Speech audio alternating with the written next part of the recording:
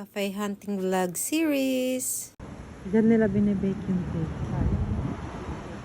Ang laki ng pwesto nila. American coffee naman. Hi Mama Tomo, after ko mag-work, syempre chill-chill naman para balance ang life. This time nga ay American Cafe itong pinuntahan namin. Tingnan nyo naman ang atmosphere, talaga American diner ang peg. Second time ko na nga dito pero 8 years ago pa yata yung huli. Ayan, may kanin, may burger. お願いします。 Ito, kore tsuite masin. これは無料です。その中。 O diba ang ganda talaga ng ambience nila.